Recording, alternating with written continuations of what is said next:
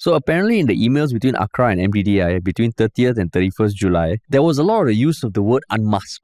ACRA was using unmask, MDDI was using unmask. But apparently the MDDI officers used unmask as a shorthand for stopping the use of masked NRIC numbers. Yeah, correct. So they meant that this is saying whenever we say unmasked, it is about the stopping. You just don't use NRIC Don't numbers. use NRIC. Yeah. But ACRA, understandably, they saw unmasked. They're like, Just show us. show up. That is the directive. Show hand. They say unmasked, we show up. Yeah. Now this year, it's finally SG60, Singapore's 60th birthday. To celebrate this milestone, we're recording interviews with 60 Singaporean seniors over the age of 60 to capture their life stories and lessons. This project is called Words of Wisdom, and it's powered by our private podcasting service, Folklories. And we want to talk to everybody. So far, we've interviewed CFOs, tennis coaches, religious leaders, taxi drivers, and many others. And you can be a part of this initiative. If you know a Singaporean above 60 with an unforgettable life story, nominate them to be interviewed and to have their words of wisdom captured forever. And if you think you are the perfect candidate yourself, don't be shy. Go ahead and nominate yourself at the link in the description. Each recording is done remotely and takes only 30 minutes, but the story you leave behind will last for a lifetime. And now, on to the podcast. What's up, everybody? Welcome to another episode of Yala, your thrice weekly podcast where we talk about the hottest news with a touch of what, Terence? Good old humor. Good old humor, man. Yeah. How is the week, man? This week was one of those. It's one of those where it's just 2 episodes, right? Yeah, because today is already Wednesday. Yeah. But we have a very exciting live show coming up. We're prepping a lot for that, doing a lot of work for that, right? Yeah, which is tomorrow, 6 March. Yeah. And I mean, I think like every week it's just going to be busier and busier, which is good. You know, as a business owner, you never want to not be busy. Yeah. But things are. It's busy, but for good reason. Yeah. Because we're doing a live show tomorrow. Just on that note, if you were one of those who managed to get tickets before it sold out, we received some questions about whether or not it's still happening because apparently they didn't receive the email confirmation. I believe it may have gone to spam, which we will need to sort out ahead of the live show. But please do check your spam. As long as you have an email, means you're good. You're good to go. But even if you bought a ticket, just come. We will find some way to make it work. Yeah. But if you didn't buy a ticket, don't just get crashed, please. Yeah. We don't have enough space. Don't have enough space. Crash. Yeah. Strong demand for sure. Always feels good. Yeah. Strong demand. So how was your weekend? Weekend was good. Start of the week was good. Just lots of things happening. Lots of things happening. Yeah. The highlight. What was the highlight? I can't think of anything. Okay. Yeah, you? How's your weekend? I spent it in Malaysia. I drove to KL, the long trek up north. Drove all the way there. And interesting to, really see Malaysia and quite scary for Singapore in the sense that I think Malaysia has a lot of things going for it. As long as it gets its act together, I think Malaysia will surpass Singapore one day. Because they really have everything. They have leopards. They have good food. They have nice scenery. Oil and gas in Eastern Malaysia. They have Tan Kin Lian, everything. So if Malaysia gets its act together, Singapore, we got a threat lah. Yeah, give us a run for our money. Yeah, that's where a lot of the discussion about the special economic zone of Johor and all that those discussions are coming up, right? About the future of Singapore. How are you thinking of rebasing? No, not at this point. So I mean, I caveat everything I say with that line. As long as Malaysia gets its act together, right? And that's the part that I think is even harder than everything else. All the hard infrastructure that can be fixed, but everything else, the software. The software, meaning the policies, the government. No, not necessarily that, but just everything, the mindset, culture, and things like that, right? Mindset. I mean, I think the government is a big part to play. Of course, like the leadership changes every few years. Yeah. Which I mean, of course, is the best argument for Singapore. Why change leadership? Consistency. Yeah. Consistency. Yeah, correct. But I mean, you drove. Yeah. Driving KL is quite harrowing, man. It feels like I'm entering the orbit of a black hole or something like that. And there's almost no easy way to exit the orbit, because like when you drive for like 10 minutes in KL, you encounter so many different types of like expressways, roads, ups and downs and lefts and rights, filter left, filter right. It's so confusing. I feel like I've driven quite a number of places on holidays and all that. I feel like KL is one of the more confusing places I've driven. But the maps all work. The maps all work, but you still have to interface physically with the road, right? Yeah. And like I felt like I was never getting out of the orbit of KL. I felt I just kept going around in circles, wrong turn here, wrong turn there. I just kept going in circles. And then when the time you actually get out of KL, it really feels like, I exited the orbit of this black hole sucking me in. But yeah, it was quite harrowing to drive there. But at the same time, it's fun. KL quite charming, right? Charming, yeah. So that's why I at points I worry about Singapore's future, Yeah. We don't even have a nightlife to speak of here in Singapore anymore. I was having ice cream at 11 o'clock at night, then maybe after that go for massage. Shisha, nasi kanda, everything, Even without going clubbing, I felt like, okay, there's life. And the prata stalls, the mamak stalls, little corners here and there with interesting food, Yeah. I mean, I have like family in KL, so I've been going to KL like every year since I was a child, and I always felt like, wow, it's a break lah. It's a nice break lah. But yeah, you go there, things kind of slow down. Yeah. You can't really rely on the public transport that much as you do in Singapore. Yeah. So see lah. I'm sure Singapore, I mean, we're always worried, what? No, but I think especially more in recent times, maybe because we interface with it on every week, right? Just talking about the things in Singapore, the cost of living, the disappearance of our nightlife, even like things like that we herald as our culture, like hawker centers disappearing. Yeah. All that worries me, right? And the opportunity cost of pursuing something that is not like a stable corporate job. Right. I mean, ultimately tied to the cost of living, lah. Correct. Yeah, but then when you go Malaysia also, probably you have those same concerns, right? Yeah, but I'm just saying, like, even, if you're not biased or anything and you're trying to recommend for someone to visit Singapore or visit KL, which one is more exciting for them as a tourist destination also? KL starting to really rise up through the ranks. Right? Yeah. So I maybe, I don't know, maybe you've been visiting every year, so maybe either you are too close to it already, or, you have a better, larger perspective, right? No, I would say if people were coming to Southeast Asia for the first time, I would say maybe fly into Singapore, but spend a lot of time in Malaysia. Just like most Singaporeans at it, right? Because I come to Singapore, okay, you want to set your base. You set your base. But KL, I mean, Malaysia, not just KL, so many different parts of Malaysia, you get so many different things. Yeah. Which is what you don't get in Singapore. Yeah, exactly. Yeah, so as a tourist destination, and I mean, with English, you can get by. Correct, yeah. Right, with English, you can get by. So, yeah. And everything there is all e-payment there now also. Right? Oh, is it? Yeah. So I was using, whether tapping a card or QR code and stuff like that. So it's not like, there's Grab there's Grab, so you don't have to haggle with taxis and things like that. But can you answer the $1 million question? Singapore food or KL food better? There's still a charm to Singapore and the concentration of good food you get in a very small space. And you don't have to drive from one side of the island to the other to taste something of fairly decent quality, right?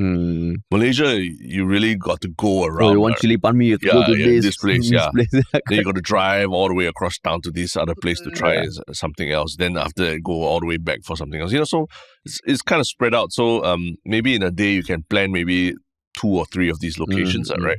Whereas Singapore, I feel like you want to whack. You just give yourself 6 hours, you can whack everything in the island. Cuisine. Yeah. Everything you want to try in Singapore, you can whack in one day, Yeah. And then that will be, it's a gastronomic feast in that way. So there is some charm to that. So I think still can fight. Still can fight.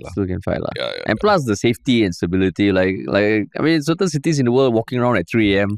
Probably not the best idea. Correct, yeah. Right, but Singapore. Because I was watching some Zermatt, the competitive eater, some of his reviews of food places in KL. So he went to this area called, I think, ICI Pudu or something like that. And it looked awesome, like, wow, big hawker center, can eat a lot of different things at breakfast. But when we're asking around some Malaysians about, hey, I want to check out this place called Zermatt Neo, he went here and all. Then they're like, don't go there. Then I'm like, why? They said, just don't go there.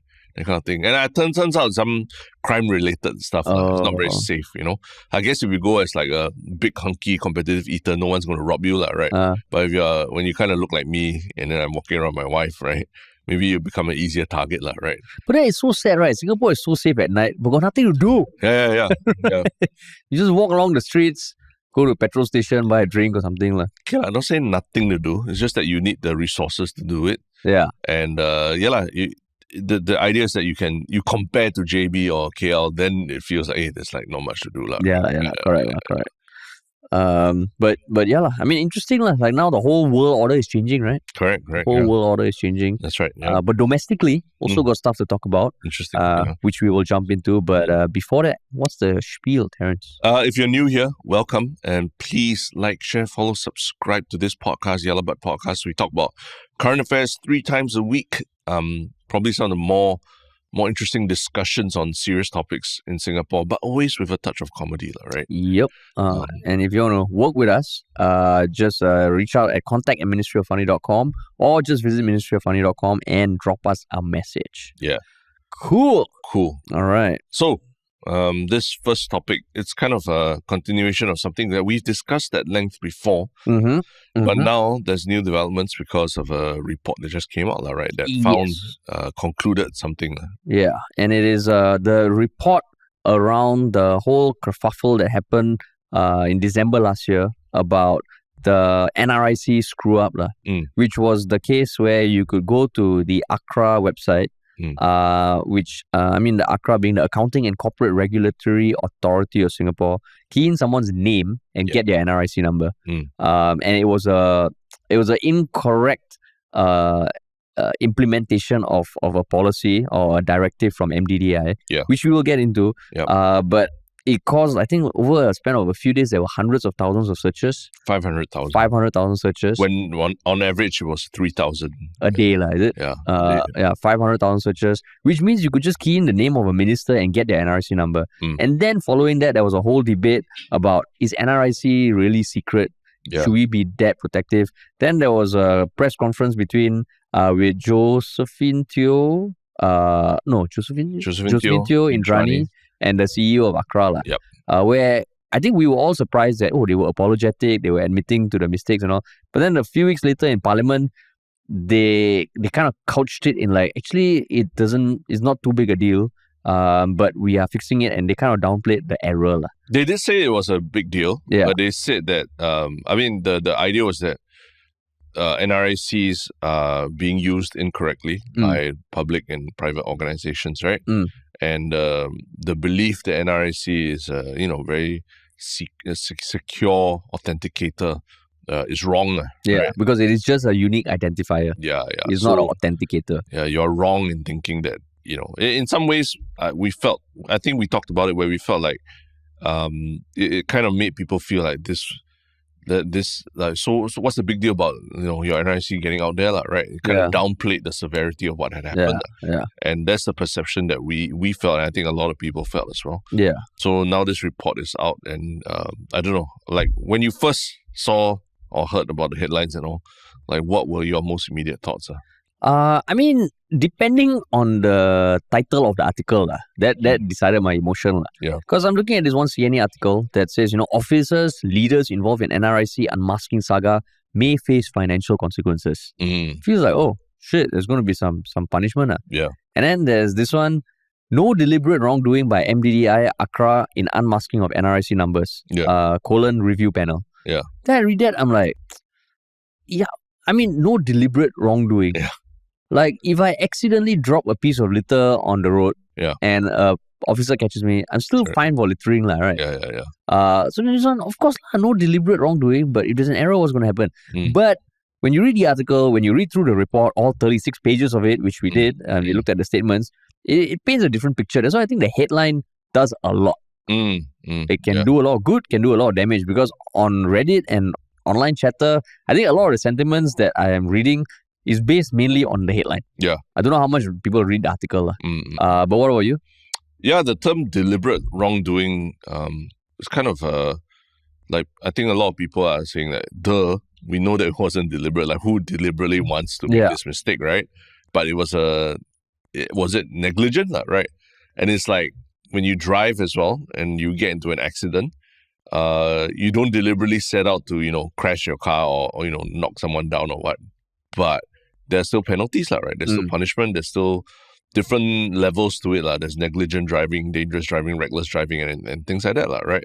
So nobody needs to know that whether there was intent or not in making this mistake, because I think most people already accepted that nobody intended for this to happen, right? Yeah.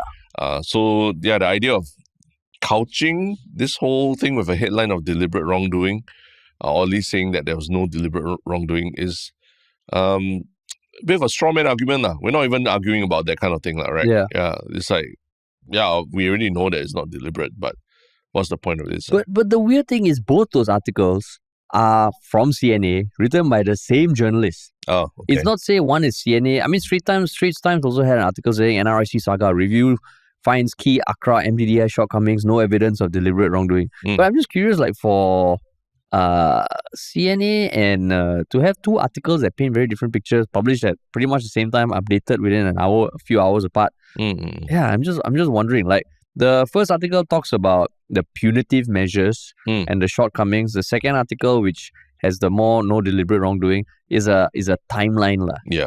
So I mean, I guess you could argue that one is talking about the findings and one is talking about the consequences lah. Correct. Yeah. Which is understandable and which is something I think worth highlighting, because this report is just a report. It is going to be deliberated in Parliament, which is what was stated in the letter from PM Wong to Teo Chee Hean, who chaired the review committee.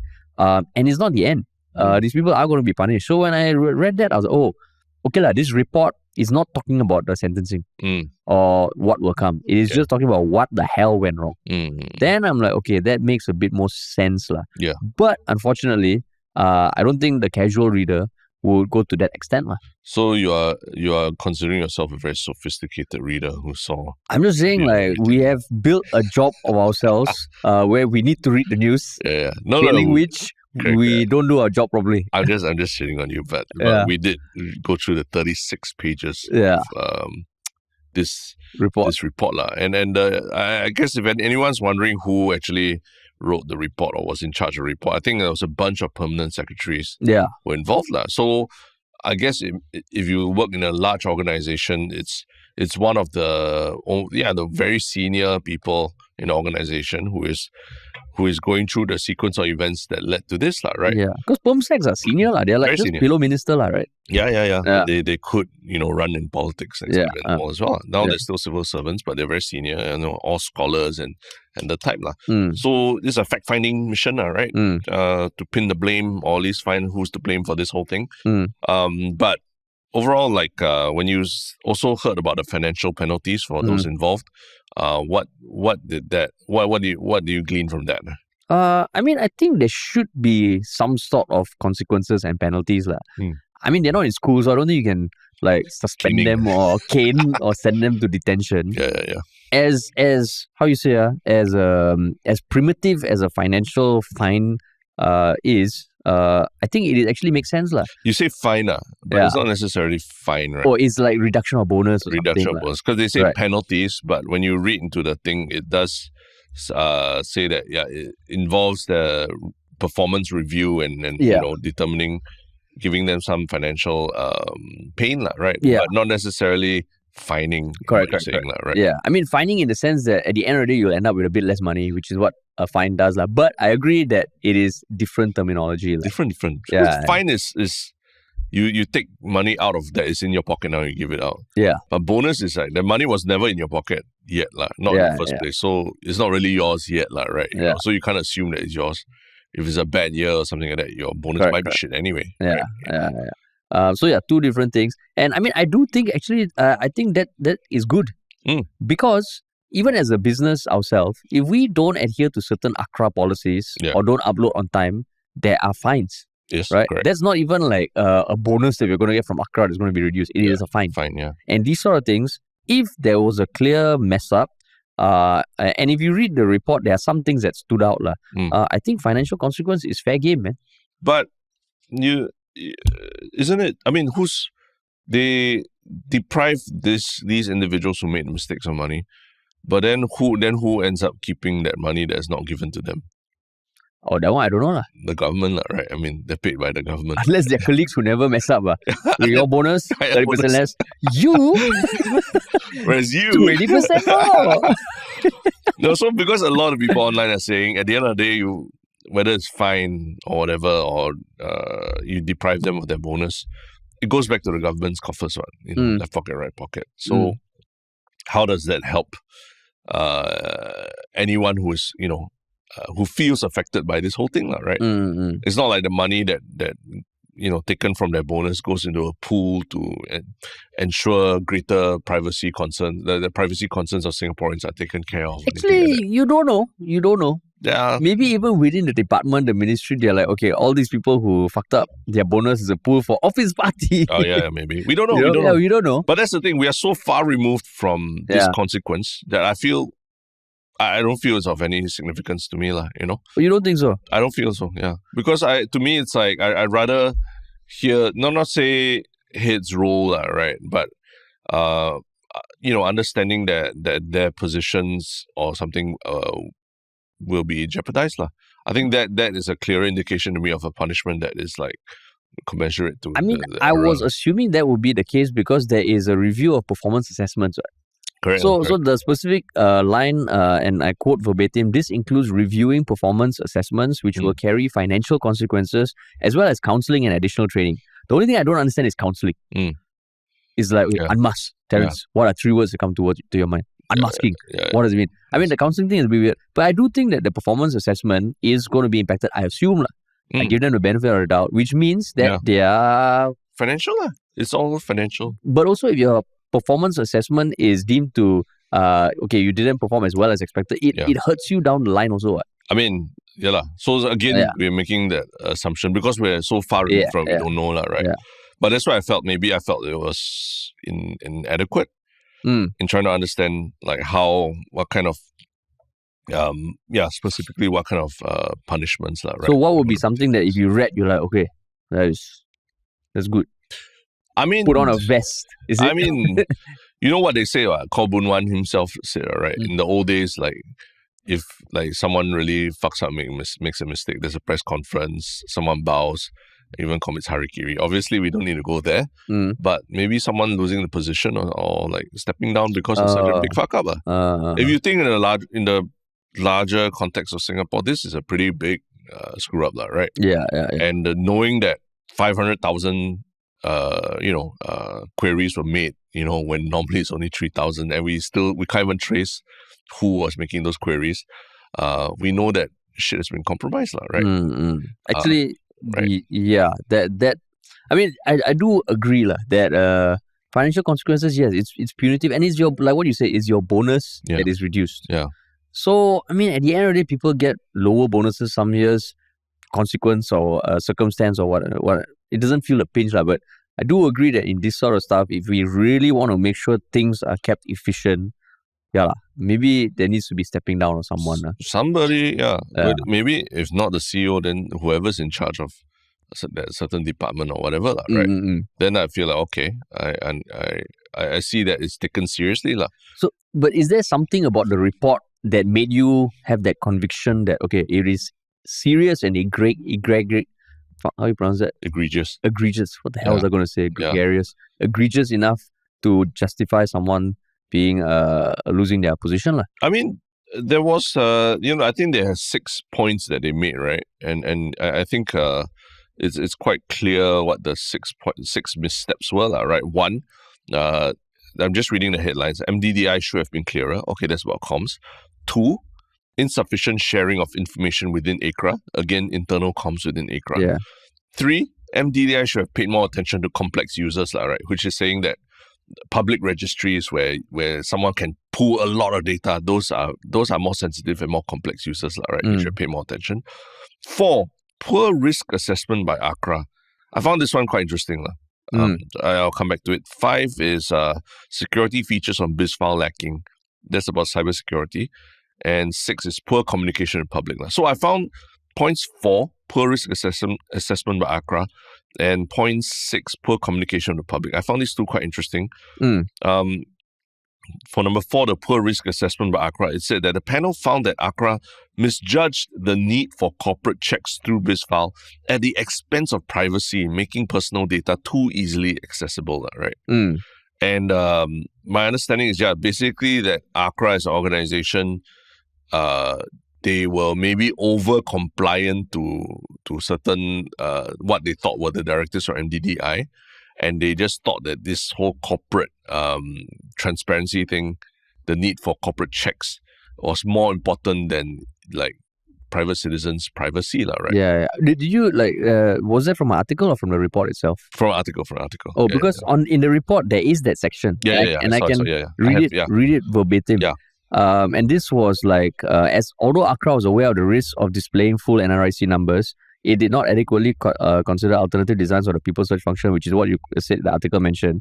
A sub-point to that, right, is as ACRA thought that the disclosure of full NRIC numbers was a central directive from MDDI, it had prioritized compliance over its internal concerns on displaying full NRIC numbers. Yeah. Which is quite interesting, because when we talked about the issue on the last podcast, and even in public domain, people were saying ACRA is in the business of, revealing business info and all that. Shouldn't this be like second nature, one of your company core values? Yeah. How could it have missed so many people? But in this case, there were concerns. But they were basically said, okay, MDDI said this, we need to follow. Comply more important. So that is ridiculous leadership. Correct. And it feels like, hey, hello, what the fuck? You get this MDDI directive, which apparently was also not the best communicated. Yeah. And you have internal concerns, but for some aspect of your working operations or something, it did not seem as serious an issue. Yeah. And that feels like how does this make sense? No, so I mean, I hate to use the example, right?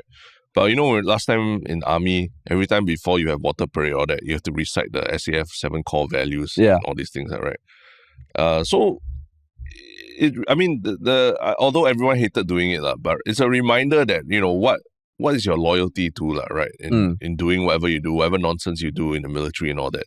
Is a loyalty to, the hierarchy, to your sergeant, to your officer, or is your loyalty to Singapore, to protecting the people and all that, right? Yeah. So when you think about ACRA, overemphasizing the central directive from the ministry, as opposed to thinking about how the individual users or the people's privacy will be impacted. Tell me that maybe there's just the core value of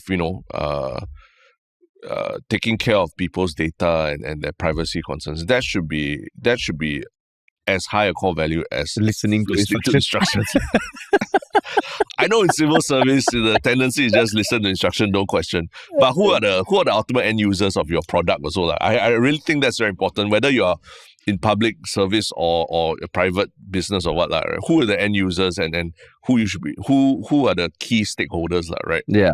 So in this case, it's quite clear that ACRA prioritized listening to instruction over taking care of the stakeholders. Yeah. Right? And in case you are listening and thinking, oh, maybe it was just two people saying, hey, we got some concerns. Yeah. Another part in the report, after the July 2024 CM was issued, I'm not so sure what CM.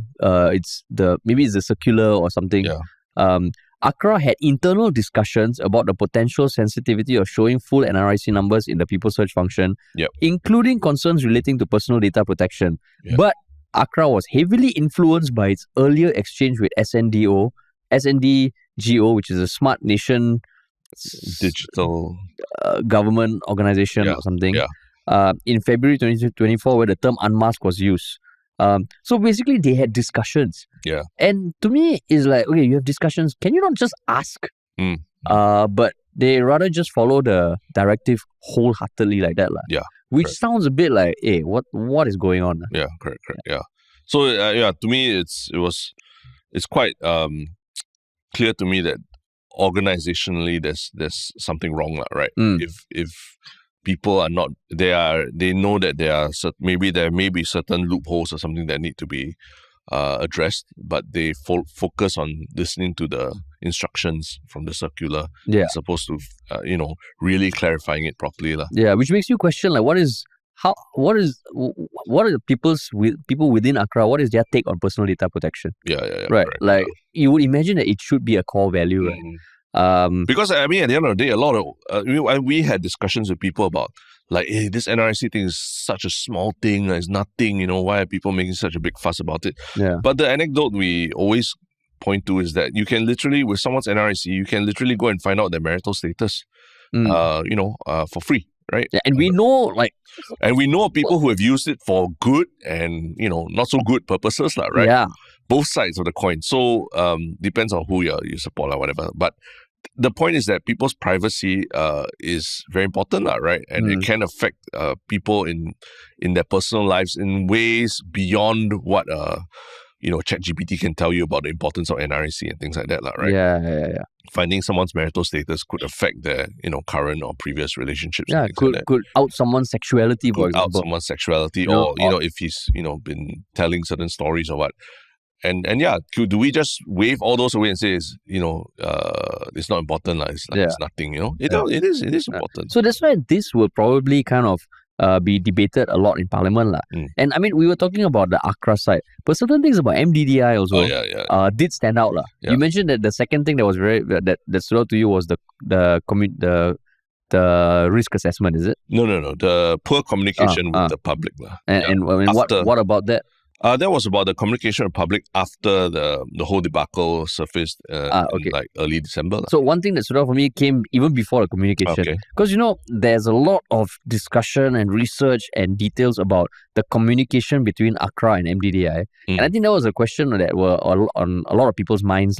And was like, how did this happen? Like, how bad is the comms? And again, there was something in the report that pointed out where these kind of things might have happened. So apparently in the emails between ACRA and MDDI between 30th and 31st July, there was a lot of the use of the word unmask. ACRA was using unmask, MDDI was using unmask. But apparently the MDDI officers used unmask as a shorthand for stopping the use of masked NRIC numbers. Yeah, correct. So they meant that this is saying whenever we say unmasked, it is about the stopping. You just don't use NRIC. Don't use NRIC. Yeah. But ACRA, understandably, they saw unmasked. They're like, just show up. Show up. That is the directive. Show hand. They say unmasked, we show up. Yeah. But how is unmasked shorthand for stopping the use of masked NRIC numbers? Yeah. Unless they're saying, you on social media now is unalive is meant to be dead, right? Yeah. So you have masked NRICs, but you unmask them. Unmask. I see. I see where you're going. You don't use mask. Yeah. Correct. So fucking unmask as a shorthand. Yeah. Come on, man. Yeah. So MDDI should have been clearer in its comms. And there is just one example. Apparently, there were things like an email being sent, but the video of this one speech talk that was given was not attached to the email. Yeah, and I think there were two people from ACRA who attended the briefing, but they did not share the information with the rest of the team or what or the attachments or something. So those two people probably enjoying the free buffet and everything too much. So you can share your notes with the team. Bro, I never take notes. You need to take notes. Okay, never mind. We wait for the email from them to come. Then we send. The email comes. Then there's no video. Yeah, no video attached. Everything. Fuck. Wow, chala, die already. But yeah, it's a lot of screw ups along the way, But I mean, we always talk about this, right? Responsibility versus accountability. Yeah. So here there are, people identified as being responsible for this whole thing. But I guess the big question is, will they be held accountable, right? Yeah, for this thing, everything that's happened there. Yeah. And that's what we're debating. But I mean, that's where I guess we don't know the impact, right? We don't know how they're going to be held accountable. I mean, taking a page from something else that happened recently about the case of the Montfort bullying. Yeah. I was very surprised to see today that they actually talked about what the bullies and the victim also is. That one is a whole separate thing, but they were talking about the punishment which will involve caning, detention and suspension, which I was quite heartened by. Yeah. Because I didn't expect there to be an article talking about those specifics. So I assume that in this case, these naughty boys and girls will also get some sort of punishment that will be made public. I guess so. Because I think the bullying case, when the news first came out, I think one of the bones we had to pick was that they were just trying to say that, the school will handle it, let the authorities handle it. That's what Chan Chun Sing also said. Yeah. Which I think a lot of people felt like, no, we need to know exactly what the punishment is. And then from there we can assess whether we feel that it's adequate, right? Yeah. If not, we'll just keep making noise. So in some ways, there are parallels here, right? They say that there will be certain punishments, but again, if you show that if you're not transparent about it and show that it's being taken very seriously, people will just assume the worst, and they will assume that these people are just getting off very lightly. Yeah, and that is at a high level, that's the biggest concern. Because if you look at the online chatter, right, if you didn't dive deep into the articles or the reports, there is a lot of sentiment saying, no deliberate wrongdoing. Yeah. So no punishment, own self, check own self and all that. Yeah, exactly. And that is a sentiment that is breeding a lot, and that is worrying because at the same time, I don't know how transparent the institutions need to be about every single thing. Yeah. Of course, you're in the school of Elon Musk, you want complete transparency. But sometimes complete transparency just takes a lot of work. And takes a lot of time. Yeah. But if there's no trust in a school or ministry saying there will be punishments, then that's the bigger problem. Correct. Yeah. And to build up the trust takes time. But excuse me, I would say that what we're saying here is also that this report is quite comprehensive. Right? And it's a right step in transparency and the right step in identifying who's responsible for things. Yeah. And now people are just waiting for the accountability aspect of things, right? But I don't know how many people actually know that the accountability aspect is still pending. And they might think that this report is case closed. Yeah. Which is not the case. Because I totally agree that this report actually is very substantial. And if you think about it, back in December also, even I may have said, don't know how long this report will take. Yeah. By the time it comes out, people will forget. But no, this is much. Yeah, this is much. Yeah. And once you factor in holiday period and Chinese New Year and all, pretty fast. Yeah. Right. So, kudos to the team who put this report together. Yeah. Right? All the perm secs, all kena extra work. So, if anyone thinks that we are just shitting on them entirely, no, we are just saying anyone who's online should check out this report for themselves. And before they, jump to conclusions about check own self, and just that they're just letting people get away with everything. Yeah, because otherwise then you negate the good work that is done. Correct. And the context that is being set. Yeah. And you can be sure that this report being made public, the opposition MPs are going to go at it at the next parliament sitting, which is happening next month. Yeah, correct.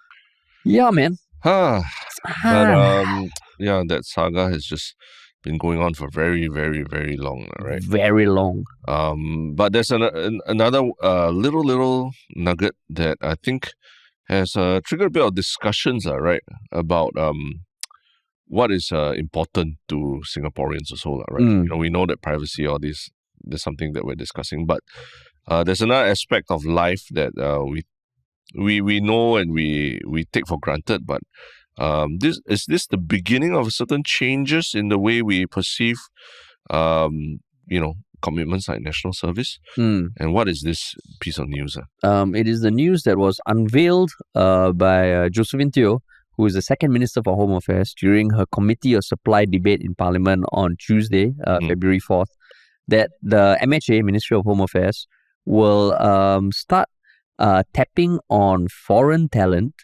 to ensure that the home team, which we've always heard, the home team, especially the SCDF's Emergency Medical Services or EMS, to bolster that. Yeah. And I mean, I think in 2024, there was some announcement that they were already hiring auxiliary police officers from Sri Lanka, Myanmar, the Philippines, India, and China. This was December 2024. But then now even SCDF is going to start tapping on foreign talent. They did emphasize that there's still going to be a Singaporean core, but they said it is because of manpower constraints. Sure. Yeah. So that was an announcement, and I think the chatter has been, I mean, of course, every country right now, every first world country, first world city, they are facing the threat of the locals not being able to feed the labor force and having foreigners come in and take the jobs of locals and all. Yeah. So you see that same chatter here, but anything that stood out for you from this article or announcement? I mean, we've had someone from the SCDF on our podcast before, correct, right? And I think the job that they do is very underrated by the public and also very important. But one interesting nugget that we got from it also was that our own SCDF personnel, they do spend time volunteering to go overseas and help, like say humanitarian disasters, right? Like I think Sergeant Gina, when she was on a podcast, she talked about, even as a mother and everything, she volunteered to go to Turkey to help with the earthquake relief efforts back then. Yeah. So from my understanding, talking to her, is that it was an international, not say task force, but a lot of people from all over the world volunteered their help, right, in a disaster like that, where no matter how trained or how adequately you prepare, you probably need more than just your local force to help.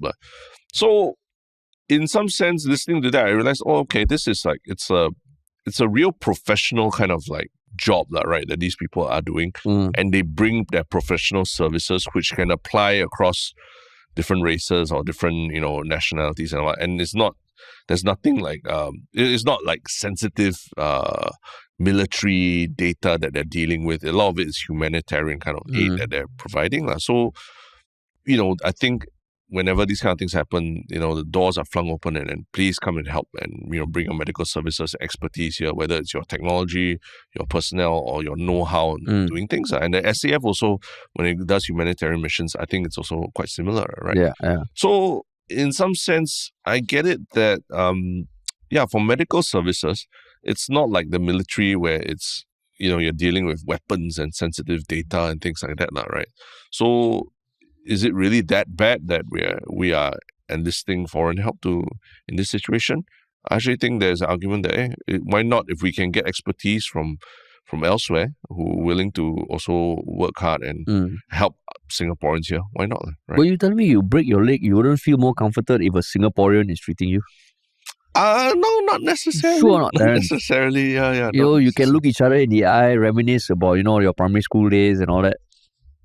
Not necessarily. Why sometimes if you let's say you go to KL and everything, and then you go for massage, do you ask that I want a Singaporean person to massage me? It feels better when a Singaporean is massaging me. Do you do that? Because the muscles more tight, is it? Not as laid back. They understand Singapore roads when I walk, which muscle more painful, man. You know what? You go for a Thai massage, you want a Thai person to do a Thai massage for you. Yeah. Right? Okay, so then if you're doing a Thai massage in Singapore, okay. You want a Singaporean or a Thai person? I don't want a Singaporean. Doesn't necessarily mean that Singaporean is better to treat a Singaporean, right? Yeah. And I mean, I agree with you, that if you're helping with like stuff that is universal, I don't think like someone from India come and treat you like they're like, no bandage, we do Ayurvedic, put like oils and shit. No lah, it's like it's medical help lah. Yeah. Right. So I also feel like it's like the job is really damn shack. But the thing that stood out for me in this article, I mean, it made it to the article and it was also mentioned in the speech. There's one line like, this is especially important in the face of manpower constraints amid declining birth rates. So the gap here, I feel, is that just acknowledging that the job is damn hard and maybe the incentives to join the job are not there, as opposed to declining birth rates. Like manpower constraints because of declining birth rates. Are you talking about declining birth rates 20 plus years ago? Yeah. Or you expect new babies to also join SCDF? So this is where I feel like sometimes it's like, there's a core problem. And this is just trying to sugarcoat it with something that we all know. Because when we spoke to that person on our podcast, you hear it, this job is not easy. Yes. Do they get paid like hedge fund salaries? No, they don't. Yeah. And their lives literally kind of have to revolve around work, like they're on 24-hour standby. But maybe the bigger question is like, why are people in Singapore not taking up jobs like that? Of course, you can argue wages and stuff, but that's a whole different argument. But when I see this, it makes me feel like, is it really declining birth rates that's causing manpower constraints at this point in time? But I mean, this is probably a bit tangential, right? But declining birth rates also mean that we have a much larger, aging population and fewer young people to help take care of these old people, right? Yeah. So needing emergency medical services, they have more to cater to, and less help from the younger generation. Well, that's giving a lot of credit to that one line. But a lay person like me is like, huh? Right, Well, It's a problem. I'm not as deep as you, It's a Terrence. problem, you know. I only read literally. Too What literal. declining birth rate? Fucking you want babies to work in SCDF, is it? Yeah. But some people did raise the point like there shouldn't be such a big deal. I mean, we already hired Gurkhas, right, for the Singapore police force. So, and we know Gurkhas are fucking badasses, right? There are, I think, like a few hundred selected out, like 20, a camp of like 20,000 people every year or something like that, right? To join the Gurkha army, who are then, you know, what they say, seconded out to like different countries, lah. Yeah. So, if we accept that Gurkhas can come and do certain quite sensitive jobs internally, why can't we, we should be able to accept that emergency medical services can be staffed by foreigners as well. But I think Gurkhas different. Because I think, okay, so this is what I have heard. Like Gurkhas and the people who are kind of like if you grow up in Gorkha land, which is a region of West Bengal where Gurkhas come from, like military is like, they're like modern day Spartans. Correct, yeah. That is almost their main export. And I think the way they are treated by governments around the world, again, hearsay, it is a very, like yes, they come in to beef up the support, but there might be other reasons why they want a external force to be based in Singapore. Of course, this is all hearsay and like theories about why would you need a Gorkha contingent in Singapore if there's enough locals. And I think the agreements there are maybe different. Like this EMS, like to be selected as a Gorkha and be seconded to other countries, I think there's a lot of steps. This EMS, I think they're opening up the applications and people can apply. So I think there's a slight difference there. Okay, I think Gurkhas, the one thing that they say about Singapore is that the Gurkhas were like very heavily relied on during racial riots. Yeah. Because they were neutral. Exactly. Right? Yeah. For certain reasons like that. Yeah. If you saw a Chinese policeman, beat up or shoot a Malay citizen or vice versa, it could be very incendiary. But a neutral party, that's different, right? Yeah. So, but I don't think that doesn't apply for EMS services, as we talked about our Thai massage analogy earlier, right?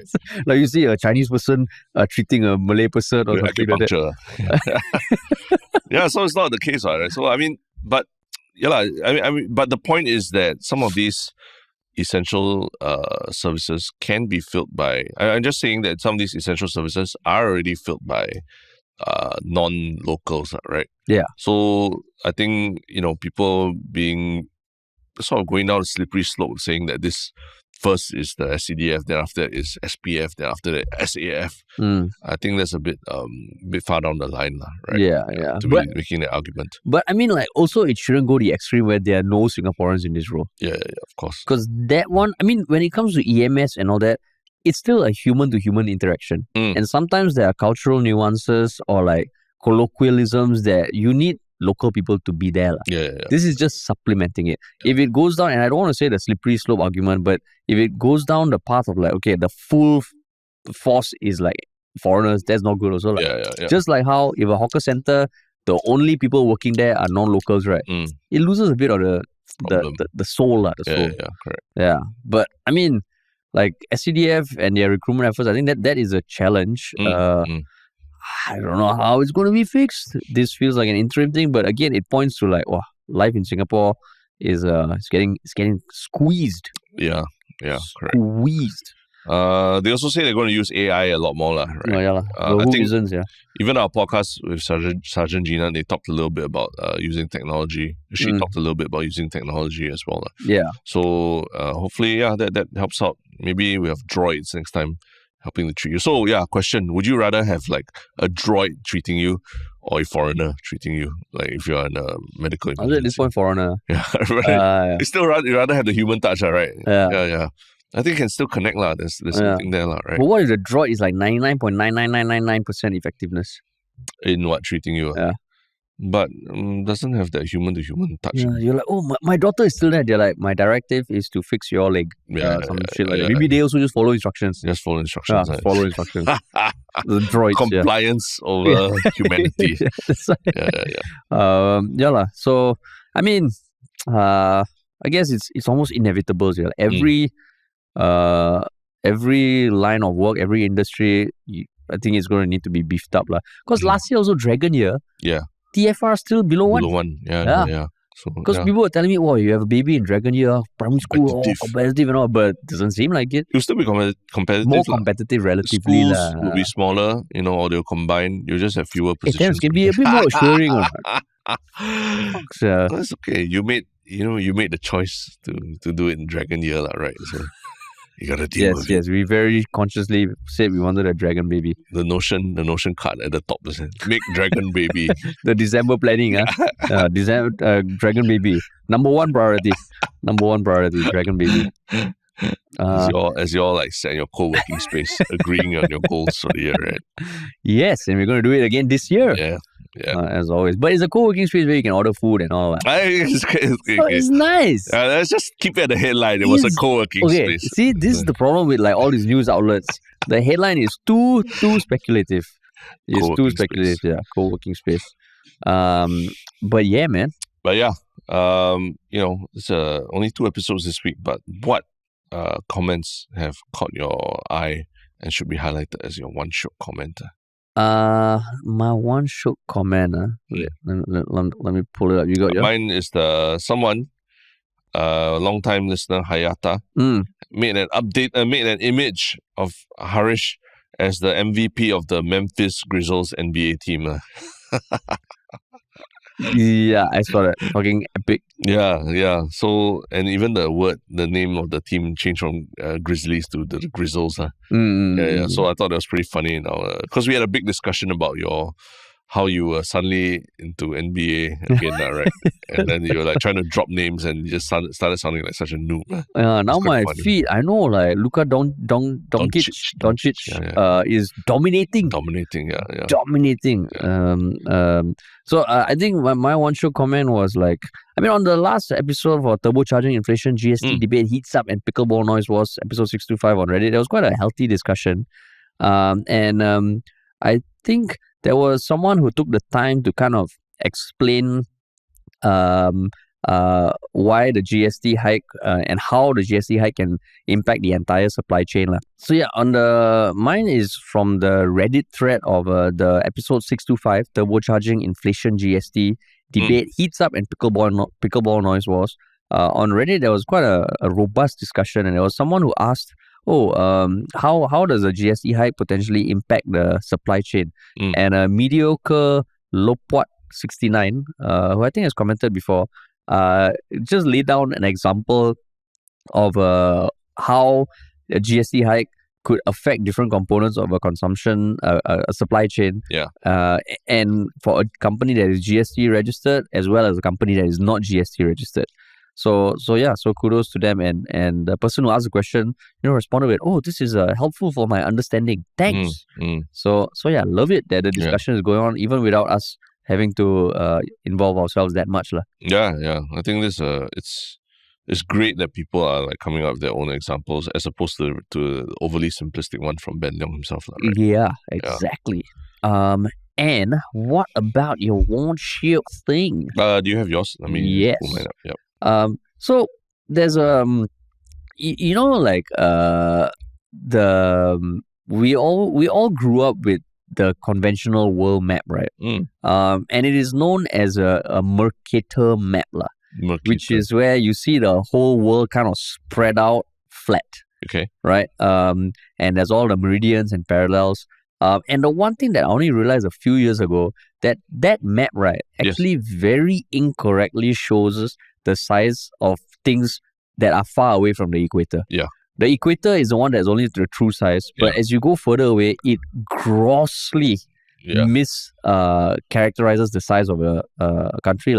So there is this website called thetruesize.com where you can click on any country you want, and you can drag it north towards the poles, or south, north or south line. You can see how big it becomes.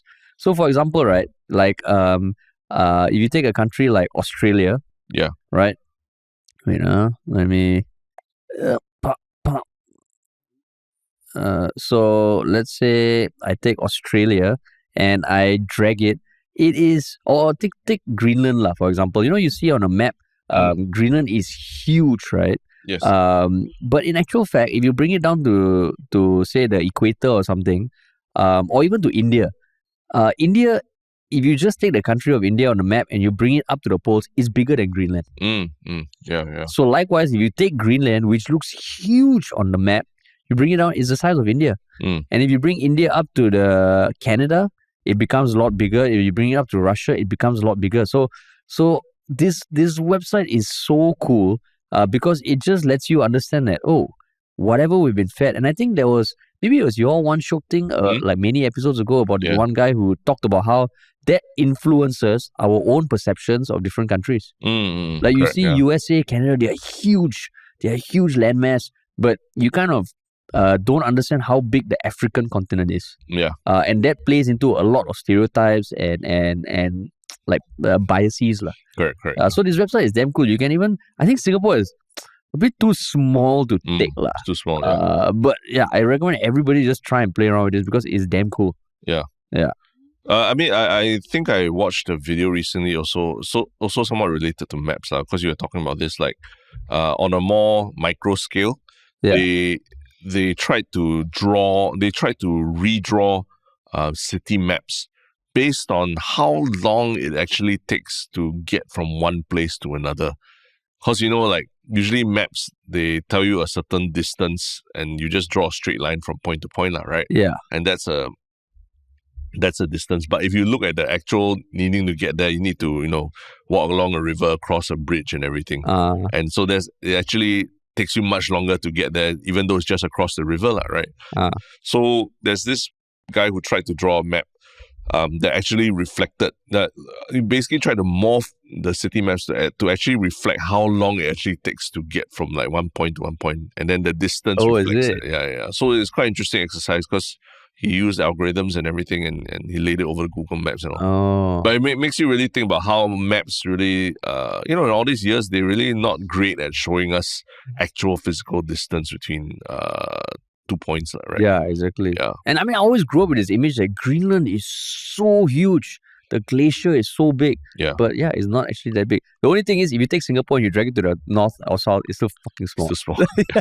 Exactly. Because I think this is like percentage increases. Yeah.